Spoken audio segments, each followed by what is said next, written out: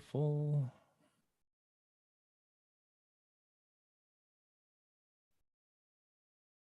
Just waiting to go live and have a little confirmation that I've somehow done that correctly. And it looks like, lo and behold, here we are. Close some of these, open a few others, and we'll get down to business, everybody. A few adjustments there. Everyone, welcome to One-on-One Live with Coach Blue. It's good to have you all here today.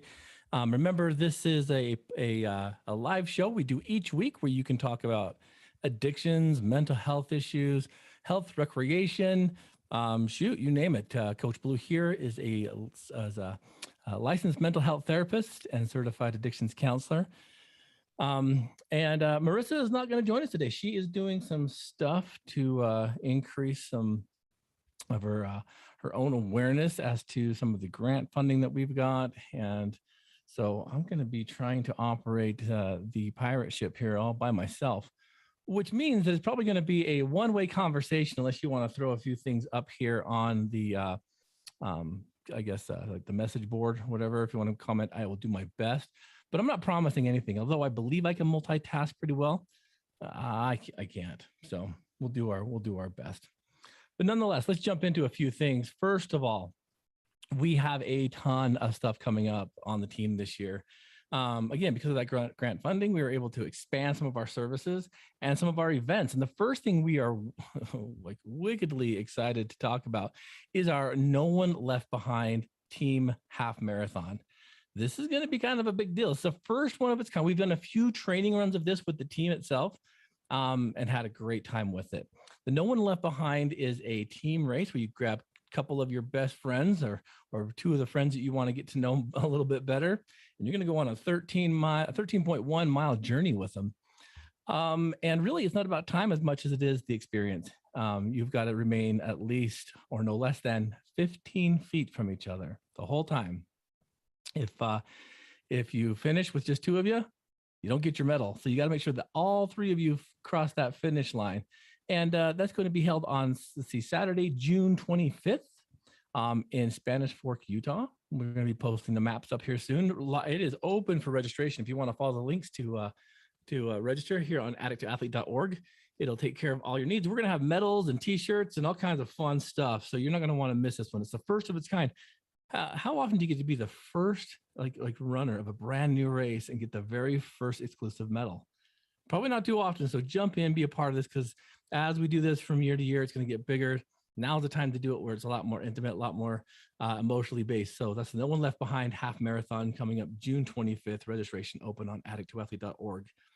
This weekend, we may be making some adjustments to our Break the Cycle run.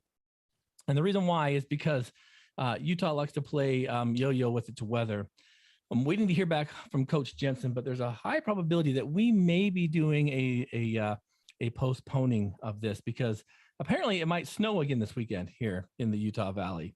But the Break the Cycle relay for right now has been scheduled for this coming Friday and Saturday. I'm waiting to hear confirmation from Coach Jensen on what he wants to do. And unless you guys are so gung-ho you want to do it, we still can. But it's going to be wicked cold. But we're not made of sugar, so I'm sure we won't melt. But nonetheless, there are opportunities to still come out and run with a team. Jump on addicttoathlete.org over there on the calendar events for more information there. And we will get to you within the next day, like the next 24 hours, to tell you a little bit about what we're doing with this, because I want it to be a pleasant experience. But I also know that you can't plan these things so perfectly that you won't bump into these kind of problems. One of the coolest things we have on the horizon, May 7th, our anniversary party. This is Addict to Athlete celebrating 11 years of operation. 11 years ago, Saturday, May 7th, we started this team. We ran the Chase the Mayor 5K in Provo. That has grown into the Provo City Half Marathon. A lot of us are going to register and do this because it's kind of a tradition. It's the way that it all started, after which we're going to be having our anniversary party, which is going to kind of encompass several years of our year in review. Because of that pesky pandemic we've all experienced and a few other things, we've had to keep postponing it. We got really close in the winter to get ready to do this, and then we had the other wave of COVID come through, and they limited how many people we could have, and it was a mess. So not only are we going to celebrate 7 years of Addict to Athlete being here on this little ball of mud called Earth, but we're also going to celebrate our MVPs and a few other rewards that we give typically out at the end of the year. We'll be doing it here at the anniversary party. So come. This is going to be an all-encompassing experience. You don't have to bring any food. We got Addict to Athletes finest cooks that are going to help smoke some meat and do some awesome barbecue. All we want you to do is bring you and your family. And if you could jump on our website and RSVP or follow the social media RSVP links, that way we know how much food we're going to prepare for you. So this is our way to give back, to show you how much we care and love all you athletes. And now's a perfect time to kind of reminisce on 11 years of service, 11 years of overcoming adversity, 11 years of turning the mess into the message. May 7th at the Riverview Park in Provo. Again, jump on addictathlete.org, go down to events, and you'll find all of this information there. And last but not least, I might as well put this out there too. We already have open for registration our 2022 Proxy Run in September. This is a big deal. This is a very emotional run. This is a run where we have you run for someone that may have lost their battle to addiction or mental health. And we love to have you come out and support your friends and family by running as proxy for that person. We have had a huge turnout every year we've done this, and it keeps getting better. We got some neat ideas that we're going to have for you guys this year, but that registration's open as well. Sign up your entire family. I've watched families cross this finish line together, all running in support of that person, their family who unfortunately is not here, and so that their memory is not lost. One thing we want to make sure is that no matter how a loved one passes, we want you to know that they're only as far as you allow them to get from your heart. You write their name on that bib number, you run in their honor, they're running with you. So that's the 2022 Proxy Run, and that will happen in September. Go to the website, addictathlete.org. All right, before we jump into our question of the day, I also want to give a special shout out and thanks to our Patreon subscribers. You guys are rock stars. You're helping this podcast move forward. You give us the opportunities to host it here on these platforms, to use the equipment, to advertise and promote this podcast, to get it out further to those who truly need this message. So you are all the champions who jump on patreon.com/addictathlete and sign up. For as little as $2 a month, you can get all of our bonus audio content. Anything above that, the tier you choose, comes with its own special perks and features. But I want to give a special shout out and thanks to our super fans. They are Jerem living in Brazil, Thurston. Jerem, thanks so much for all the help you're doing with us, brother. We totally appreciate Jerem's helping us put a lot of numbers together, and he's a wizard on the Excel. So thanks so much, Jerem. Tracy Whitby, Holly Davies, Scott Foster, and the entire Foster family. Coach Chris Williams, Brett Frew, Coach Tara Butson, Steve Riggs, and the Warrior Within podcast and personal development by Sensei KP. Last night, I was able to talk at length with Sensei KP. Get in touch with him, guys. Listen to his podcast as well, The Warrior Within. It's a powerful one. Our rookie level subscribers, thanks so much. Kenny Roseman, Share Bear, Sherry Polson out there trucking the open roads of America, delivering your packages, guys, and you're in good hands with her. Earl Dyer and Sione and Mary Enoch. Thank you guys and gals so much for being our rookie level subscribers. Our pro level BYU duo here, we've got Wendell Wood and Gary Thurston. Thanks so much, you two, for the pro level subscribers. You guys are rock stars. And I don't know if I should say this on the air or not, but I'm going to. Wendell is going to be the one who's going to be helping us out with the smoking of the meat for all these parties we got coming up. And I've been hearing residually that people that know him tell me he's a wizard behind the grill. So you guys might want to sign up for that. It's going to be epic. Our championship level subscribers, these are they who are at the top tiers. I can't thank you enough for these two who really help us put a lot of energy into these podcasts. And I was able to spend some time with one of these families this weekend. Thank you so much, Shad and Frey Robinson and the Robinson crew. The Robinson Caruso, right? There you go. And Ron and Dee Loesch up there in God's country. Thank you guys so much for all that you do for Team Addict to Athlete. And for those of you guys that are wondering what this Patreon is, jump on patreon.com/addictathlete. In fact, I posted a bonus episode yesterday on being a personal trainer. And man, it was a good one. It helps you. overcome addictions through using this extracurricular recovery playbook. It is the Addict to Athlete program at your fingertips there on Patreon. So listeners, I want to jump in right now and talk to you guys a little bit. Let's see, a little bit on something. Talk to you a little bit about some things that have been heavier on my heart. And this week, we lost a significant member of Team Addict to Athlete who passed away several days ago, and it really did kind of rock our world, rocked my world. Having had experiences with this young man and seeing him at the pinnacle of some emotional awareness and some interchange, and then getting the word that he didn't make it was really hard. And up till now, we've lost several athletes recently, and it doesn't ever really get easier. And this one had significant, I think, heartbreaking components to it because of a very intimate and amazing conversation I had with him while running the very last leg of the 2018 Lake to Lake Relay.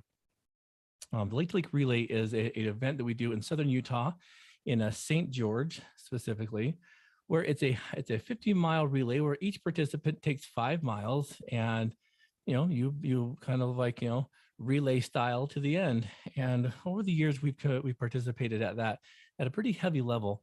This specific year, we were all wearing our yellow I'm colorblind here, our orange Addict to Athlete jerseys.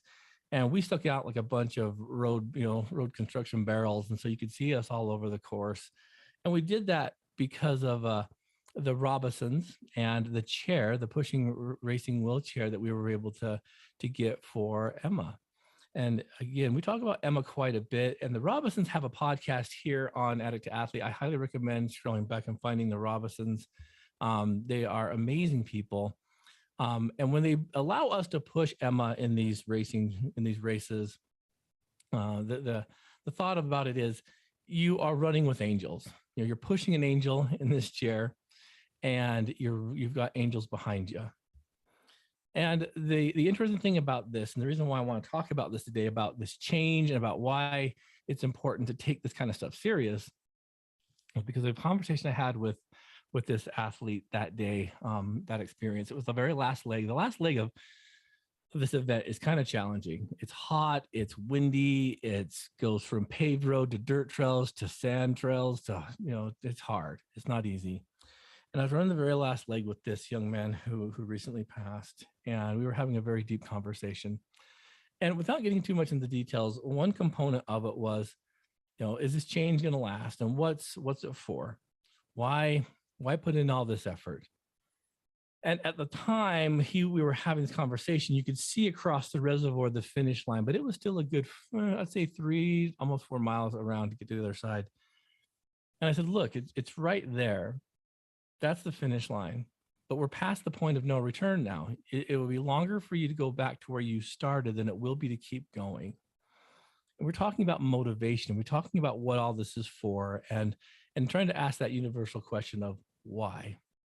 Why change? Why be sober? Why invest? Why care? All these whys. And I kind of got this feeling of like, what am I going to do for this young man to show him how valuable he truly is?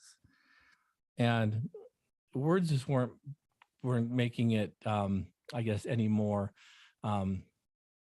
stable. He was really kind of in his head, and almost like it was meant to be, because I'm pretty sure it was. Shad, who we just spoke about, Patreon here, Shad, I think felt it in the ethos. He felt it spiritually, what you want to say. And he drove out in his pickup with the racing wheelchair, the racing chair, and Emma. And he said, hey guys, you want to push Emma for the finish? And listeners, it was almost like God himself answered a silent prayer inside my heart. Because here's this young man willing to kind of give up, not just in the race, but in life. And it almost like in secret, we were so in sync. We took the racing wheelchair out, we put Emma in, and I said, we'll see you at the finish. And we left him there with Emma. And Caden was able to finish the race for a reason and for a purpose. Now he had to get hurt there. And I have the most amazing photos of his finish that year and the smile that he had, the accomplishment that he felt within. And I didn't know this until like a little bit after he'd finished, that his family was there to watch him finish this race, pushing this angel who uses our legs as athletes to help her experience the finish of a race. And the overwhelming, I think, emotional maturity that landed upon his heart after that, and the answer to his question as to the why do we do this? Why do we change? It was answered there. So the question is, why not? Why is change not long lasting? How come that episode of life that was so powerful for even me, and I know it was for him, how come that didn't last? And I don't know what happened to him. It's a hard thing. We have so many relationships on this team that it's sometimes hard to keep up with everyone. But it got me thinking about, why is this sometimes so challenging and so hard? And how come sometimes change isn't long lasting enough to make it sustainable? And it got me thinking, like, this isn't an easy thing that we ask you to do in life, is to change everything about you. Some people say, well, it's as easy as just stop using. Well, yeah. But remember, the addiction, the substance use, the chemical or the pornography, whatever it is you're bringing in, is a symptom of something deeper. So you using alcohol or you using pornography, that's not the problem. It's what's driving that inside, that core issue. That's the problem. The pornography, the substance abuse, those things, those are just symptoms. It's like having a cold, right? And you're coughing and you're sneezing. You take the over-the-counter medication, you're coughing and you're sneezing, stop, but do you still have the cold? Well, absolutely. The same kind of premise. So it really did kind of get me thinking about, like, okay, so what are the reasons why change fails? How come when we can have these huge experiences, these aha moments, these rock bottom experiences, why are those not enough to like really sink our teeth into long-term change? There's a lot of reasons why change can fail. One of them is that maybe change isn't compelling enough. You know, you need to be clear and have some very strong understanding and some purpose and reason as to why you want that change in the first place. If your change isn't compelling enough, you may not be able to maintain it. The other thing that you have to understand too, listeners, and those who have loved ones who struggle with addiction, is that change isn't required. It's a desire, it's a want, or it's a need, but it's not required. And this is something too that's kind of hard. If it's not communicated well, if it's not involving the right people, if it's poorly planned, if there's a belief that sets in that it's going to take too long, you're going to run into so many roadblocks, and that change won't have an opportunity to grab on. So instead of having an episode of success where maybe we finish that race, or we have that relationship, or we complete that stint in treatment, you know, residential or what have you, where does the real work begin? If we have a mindset that success takes too long, it's going to be hard to stay motivated. If we don't involve the right people, as I said, we're probably going to isolate ourselves and drift back into the what's easy. If your change and your desire isn't communicated well, you'll probably forget the benefits of the why.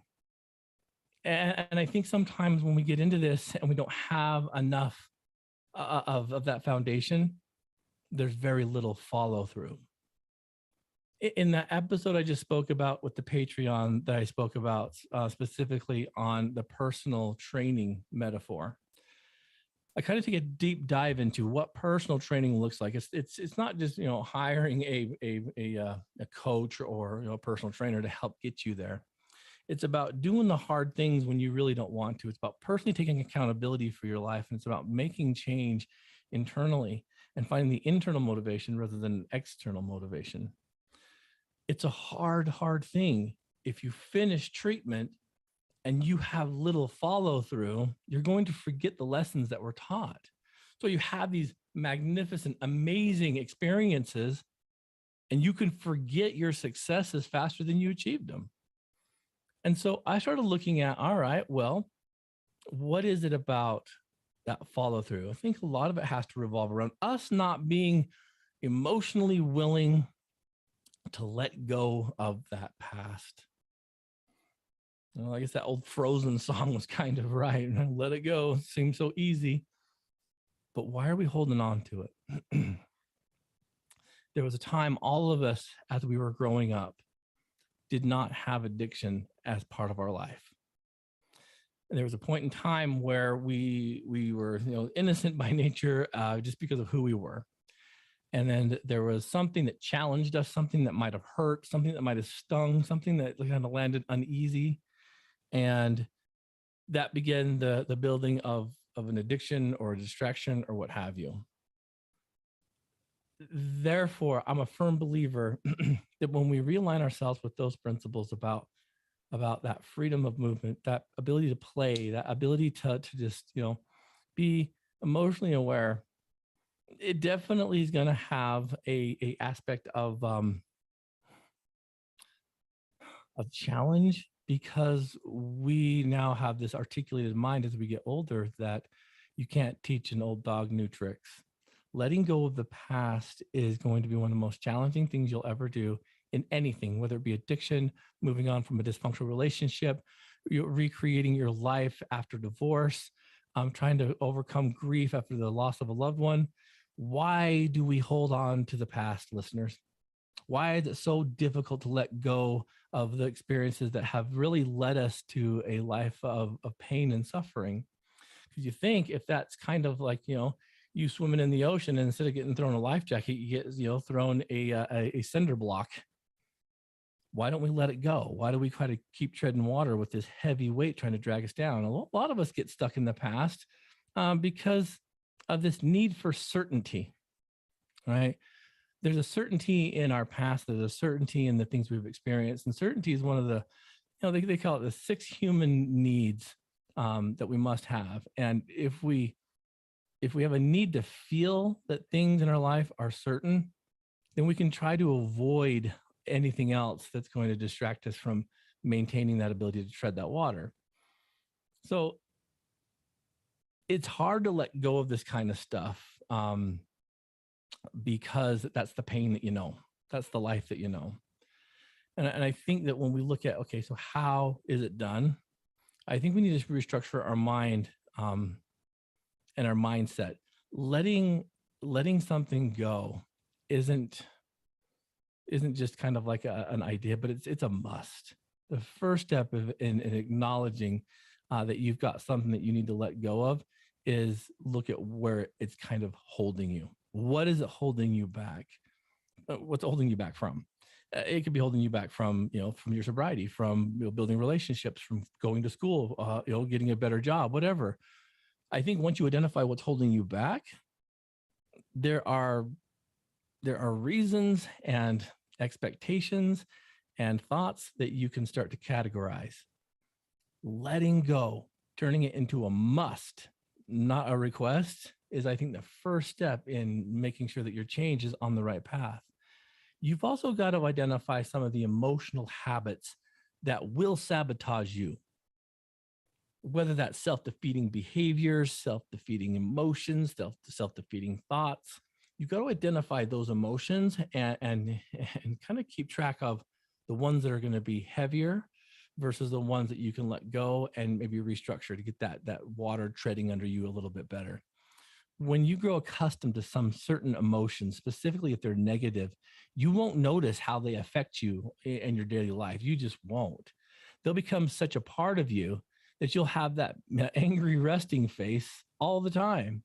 You'll have that chip on your shoulder all the time. And what you don't realize is if you're stuck in that emotional loop, you won't know how you're reacting to other people because they'll keep pushing away. You'll think, well, it's them, it's not me. Identifying the emotional habits that can take over your life is going to be crucial to identifying how long-term change can really sink in. Now, here comes the hard parts, listeners. And if it was easy, everyone would do it. In order for you to maintain that, you've got to condition your mindset. You got to condition your mind. The ultimate breakthrough in life to find that happiness is you being able to literally examine and change your thoughts. Changing your mindset is not easy, but it is certainly what I would say are the components of growth. You condition your mind to see the good instead of the bad. It'll be one of the most amazing things in the world. But how hard is it? It is extremely hard because you have grown up in a world that points out all the negative. You've grown up in a world that doesn't want you to see the positive because negative, identification means that there's something wrong. There's something that can be changed. There's something that could be, avoided. So your mindset and how you view the world is crucial. How do you know if you have a negative mindset or a positive mindset? Few raise. Go look in the mirror. If you look in the mirror and the first thing you see is something that you don't like, your mind has been conditioned. You know how hard that is? After this podcast or right now, if it's playing in the background, look at yourself in the mirror. And don't think or say anything yet. Just look into your own eyes and identify the beauty. Why is that going to be harder than identifying the flaws? Because you've been conditioned. And if you want change, you have to recondition your mind. This isn't easy. This is why I would highly recommend you staying away from any kind of news, any kind of negative social media, because great minds think alike. And right now in our society, if you get the rhythm of the heartbeat of our world right now, it is negative as crap. There's this weird mood out there that's kind of flowing around of like, anti this and anti that and cancel this and cancel that. And the thing that sucks about that is we are all getting these chips on our shoulder. I've been listening to a few audio books and a few podcasts, and I don't know why it interests me, but it's always like the Walking Dead series and stuff where, there's like the apocalyptic type things. And it's the reason why I think it's so interesting to me is the way that these writers portray human behavior. And it sucks, guys.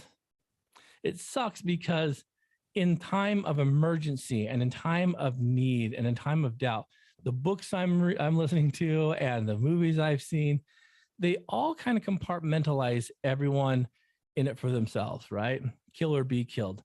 Someone goes to a certain place for help and they get attacked and taken hostage. Everyone's getting robbed. No one's working together. And I'm thinking, if that's the case, it doesn't matter what's going to happen. We're all doomed.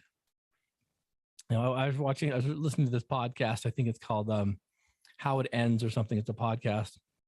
It's about an alien invasion. And no one works together. Nobody. Each time these characters, it's kind of making me upset because every time these characters get a little bit of headway, they end up getting caught by humans. And I'm like, this doesn't make any sense. Or would we really be that aggressive? Would we really be that mean? Is there really no hope for us? Well, the writing on the wall says, yeah. I mean, look at it right now, right? We're losing 100,000 plus people every year from addiction overdose, right? That's over 200 plus people a day just dying. And we're still not doing anything. We got these stupid political issues that are going on. I mean, we are still talking about the last flipping election. We're buying into all this garbage. If we don't condition our minds, we'll have no hope. And I like to believe that you overcoming addiction have a lot stronger mind than most people, because look at what you're doing. You've been able to, or you are right now currently letting go of something that has crushed your life. Talk about willpower, mind over matter. That's it. So how can you allow something so powerful in your life to motivate you to then fall victim to, voter fraud and all this other garbage? It's stupid. I got this text message the other day, like yesterday, I think it was 2 days ago. And it was like, we need 8,000 signatures, before tonight's vote, or else this anti-American blah, blah, blah, blah. And I'm like, you idiots. If you really needed 8,000 signatures and you need it by tonight, you're screwed. I mean, you didn't plan for it. And I know it was like a bait and click thing. I text back my little mean opinion, like, go jump in the lake, you idiots. And I had to put a stop, so they stopped sending me the text messages. But I'm like, don't fall into that kind of garbage. It's none of our business. Let those dummies take care of that stuff over there. You've got more important things to do with life. Not be distracted by all the garbage, but like to condition your mind back into seeing the good. And that's not easy to do in this world right now. But I know you can get there when you start opening it up to new experiences, when you start recreating, when you start moving, when you start building team relationships, when you start motivating yourself to see some progress, you'll motivate others. If you can condition your mind instead of limiting what you kind of believe, it's going to be incredible what you can overcome.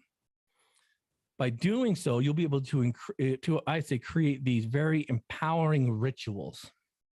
Letting go of the past isn't easy, but empowering rituals can help you kind of cultivate a thriving type mindset. And it's a reason why I think when you start, empowering rituals like going to bed early, getting up early, like, getting your running shoes out, so that you roll out of bed and in they go and out the door you go. When you start doing that, you start bringing some purpose. And creating empowering rituals are I'd say the foundation, the building blocks of maintaining long-term change. Because what it's going to do is shift your focus away from all the negative stuff or the scarcity of things you don't have and into that mindset of what you can create. Now, if you can teach yourself these things and then teach yourself to be present in each moment, can you imagine what you could do? Now, being present in a moment is kind of like this. It's like, let's say you have a trigger. Say you have something that's really kind of intense, right? Being present in the moment is asking and answering the questions, why? Why am I triggered? Why do I feel right now like I want to go out and have a drink? Or why do I feel like I want to scroll on this website to see if, what might pop up?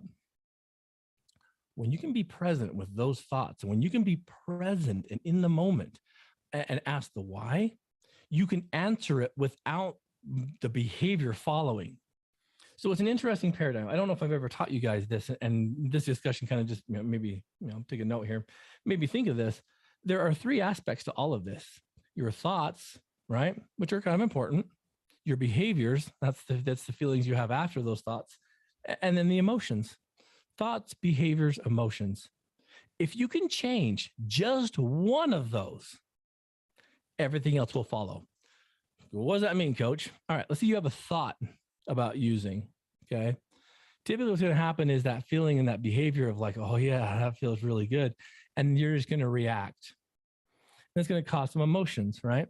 So let's use pornography kind of as a catalyst. Let's say like something happens, you're triggered, and you have a thought of like viewing pornography. If you can change the emotion or the behavior, either one of those, the thoughts and the other one's going to fall right into place.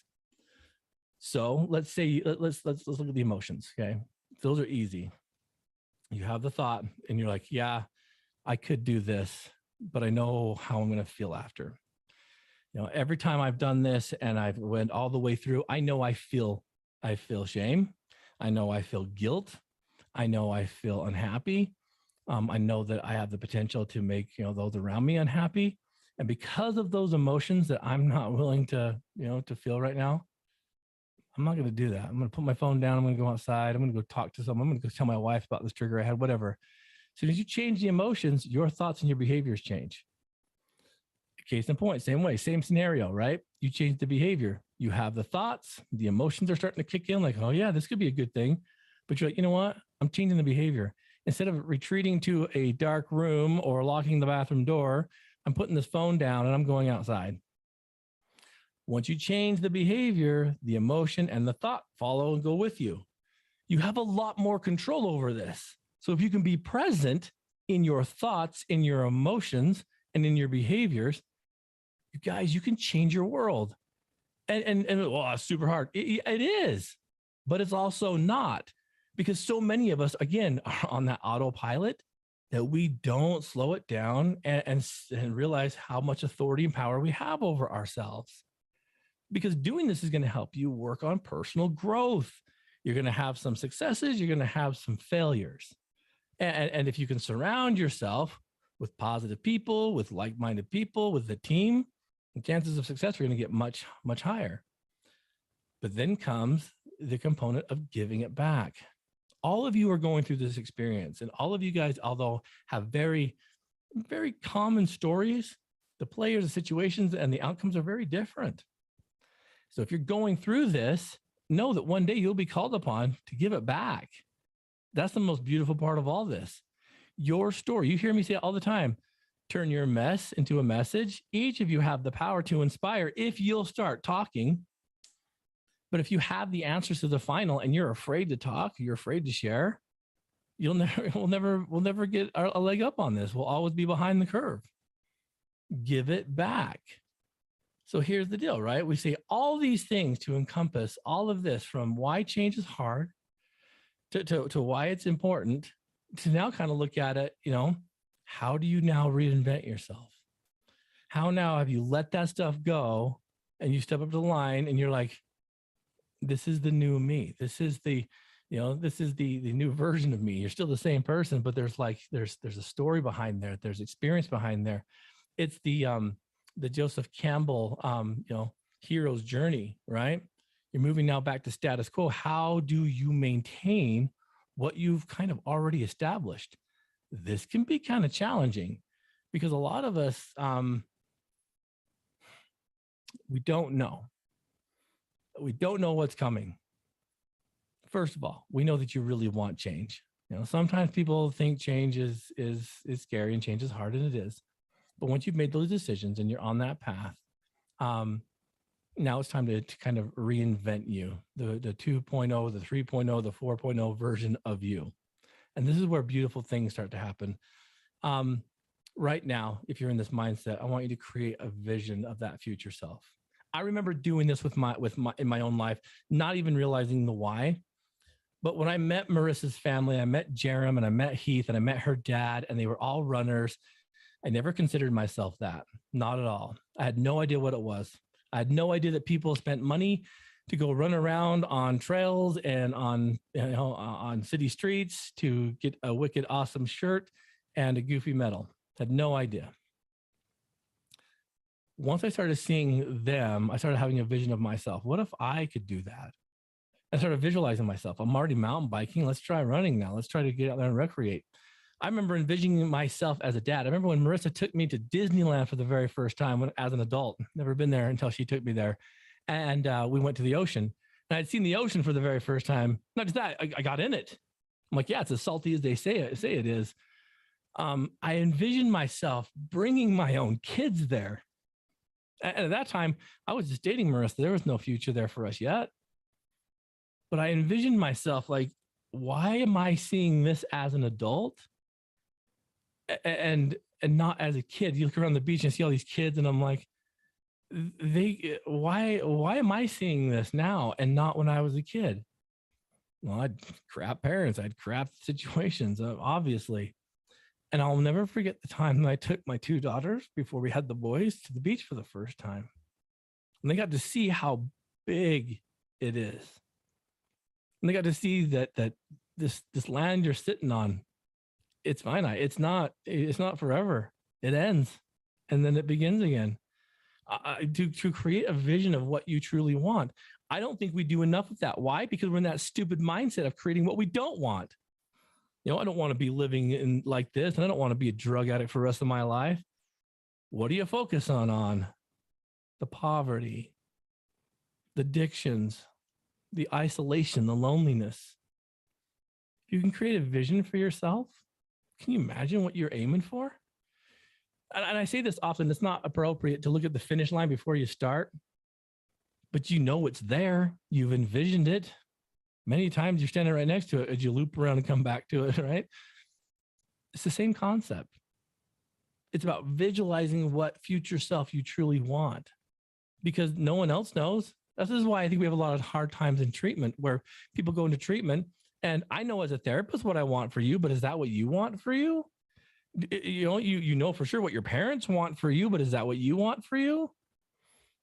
You know, the goal oriented mindset of turning that dream or that idea into the goal is not as hard as you think it is. And dreams can inspire you, but the only way you're going to achieve those is if you set them out there as a tangible goal. And I think sometimes I hate talking about goals, and I don't like them either, but they're kind of necessary. The reason that we screw them up is we make them too hard. So right now, I kind of invoke you maybe to make a 5-year plan. And again, you're going to rewind the tape, like, oh, finances, gas, housing, guys, it's going to be okay. Get all that stuff out of there. Get all of it out. Don't go there. Create a 5-year plan, something that you want to kind of create a better future to aim for. The who, what, where's, and whys, they'll fall into place. They really will. And I know that's easy for me to say because I'm on the other side, but I was in a situation where many of you might be, where I didn't believe it myself, And if you focus on things like your health and your wealth and your family and your career and your savings and your leisure and all these things, that's great, but do them for a reason, do them for a purpose. And I think if you can, and if you need help, I'm here to help you set these goals up so that you know kind of what you're aiming for. You do these small kind of tangible things and you don't put them out as far as maybe most people do. You'll find that obtaining them is not as hard as you think.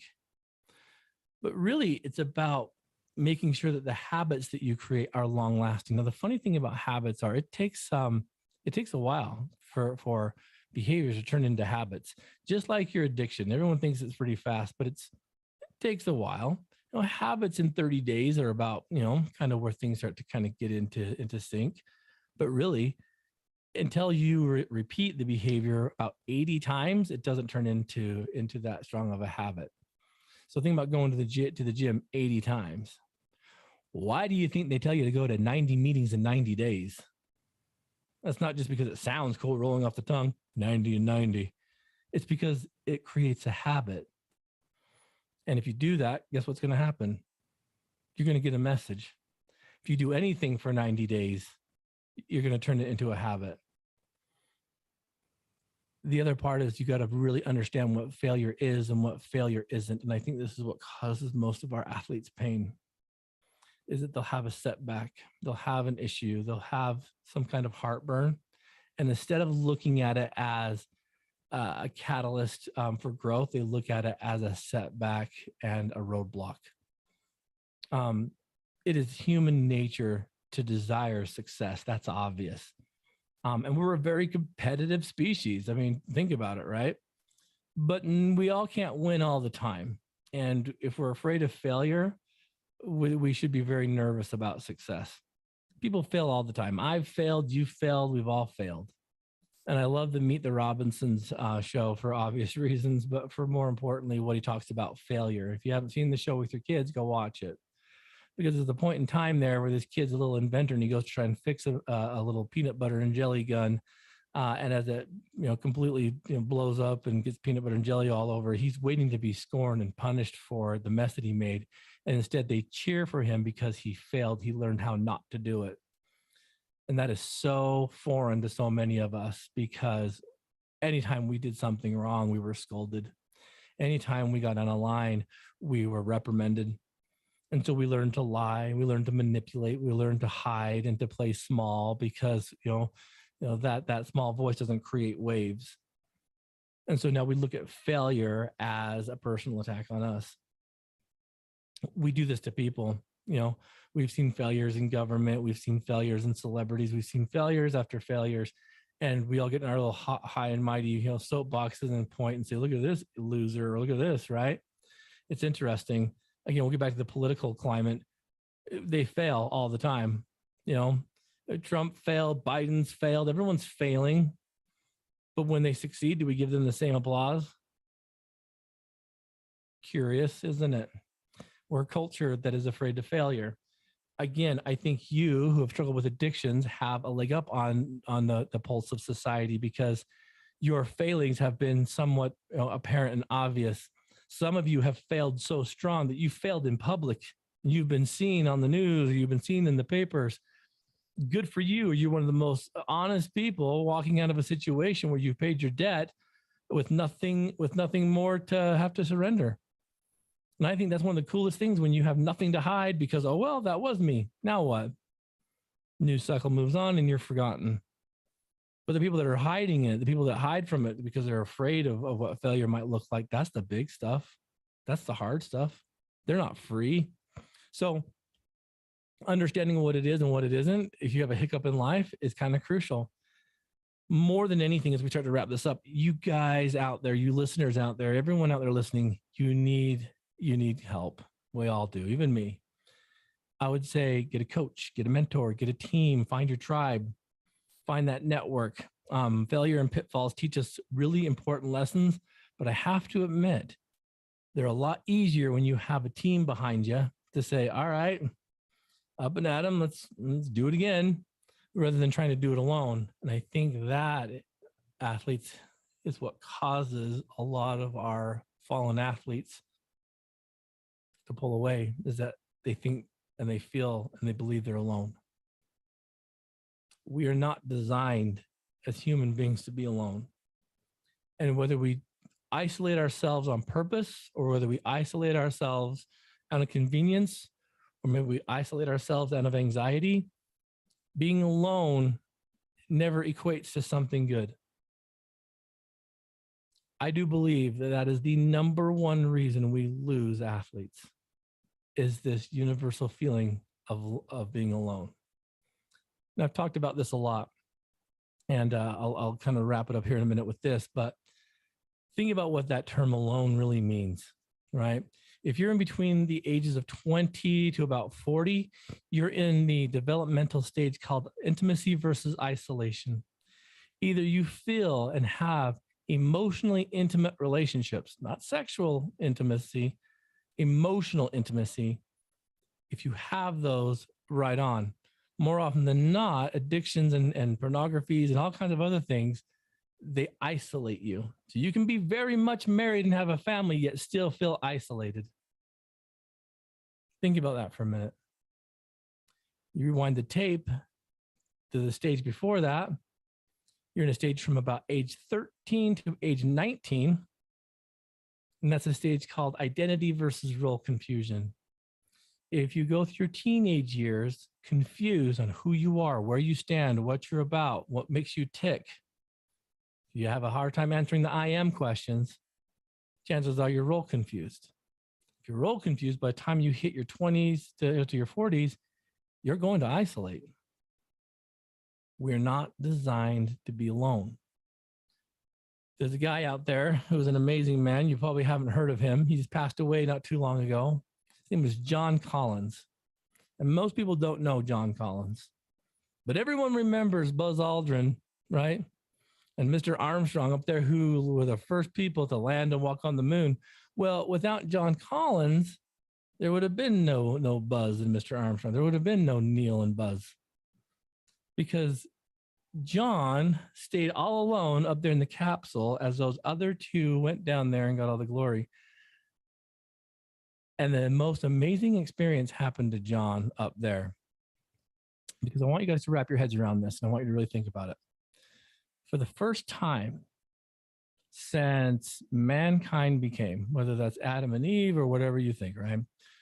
For the very first time in history, there was no one further and more alone from another human being than John Collins was as Neil and Buzz dropped down there on that moon, because John became the first person to truly be alone. Think about how far another human being was from John Collins when he hit the dark side of the moon. No one's ever been that far away from another human since the dawn of time. And he talks about what that alone felt like. That is mind-boggling to me when you think of it. It's crazy when you think of people that have been stranded out in the middle of the ocean all alone, but they're still closer to people, even out there in the middle of the Atlantic, than John Collins was all by himself in a capsule on the dark side of the moon from those other two on the moon, from those other people on the earth. It's incredible to think, yet in your home, in your family, in your social network, do you feel that alone? If you do, it's time for you to raise your hand and time for you to find your team and to find your tribe. Because if you don't do it, you probably might get missed, as hard as that is. You've got to pull yourself up a little bit, raise your hand, maybe make a little noise, and let that team kind of descend on you. I'm a firm believer that that is the number one reason we lose people, is that they feel alone, the residual effects of those alone feelings, the emotions, those alone behaviors, and those alone thoughts, like we just talked about. It's a hard one to wrap my head around. As head coach of Team Addict II Athlete, there are thousands of you out there growing every day. It's a tremendous weight on one's shoulders when we lose an athlete, because although distance and experience, whatever, let's just use distance as an excuse, is so far. Like, I feel like I could have done something. I should have done something. Why didn't I do something? Can't do it all alone, you guys. That's why we need each and every one of you. Being alone is a hard thing. Some people thrive on it. Most people don't. We're not designed to be alone. We are social creatures. That's why I think this team has worked so well for so long, is because once you become part of the Addict Athlete family, you're part. And although we've had a lot of athletes come on and leave, and we've got new people coming in all the time, once you're part of the team, you're always part of the team. But I can't do it alone. All of our coaches can't do it alone. It's not the coach that makes a great team. It's the way you guys work out there on the court, on the field of battle. That's what makes you a great team. You working together with each other on a level playing field. Reach out. Reach out. There's a lot more I wanted to get into too, but sometimes I get one of these goofy little soapboxes. But you're not alone. You're absolutely not alone. Interact. Use the social media pages. Get involved. There's so much stuff going on. I want to meet you. Come to the No One Left Behind run. Come to the Proxy Run. Come to our anniversary party. If you're out of state, jump on these live events. Create your own. We'd love to get you trained as a sober coach out wherever you are to be part of this team to help carry this message out further. We'll get you what you need. It's going to take a lot of work. And I'll leave you with this before we wind down, that I once heard that each person, each one of us here on this little ball of mud, each one of us has the potential and the capacity to change in our lifetimes, to change literally what we just talked about, to change 70,000 lives. 70,000 lives. Change, not just, hear him, I hear what he's saying, but to change him. That means, listeners, it would take 8,000 people to change the world. That's it. That's incredible. What are we waiting for? Let's be that change. Thank you all so much for listening. I'm going to give you guys, I'm going to shoot a shot across the bow here. There's some cool things on the horizon, more content to come your way. I'm not going to announce it yet, but I want you to stay tuned to social media. You'll see that there is another show going to be added here very soon to the Addict II Athlete. We'll call it the Champion Network. It's going to be kind of a cool, fun thing we're going to be doing to help motivate you guys, to help maybe bring a little bit of a lighter side to some of the stuff we discuss and talk about. So stay tuned. And I think you're going to like some of the content that we have planned. So stay very much in the loop. Jump on our website, addict2athlete.org, patreon.com/addict2athlete. And until next time, please keep yourself safe and turn that mess into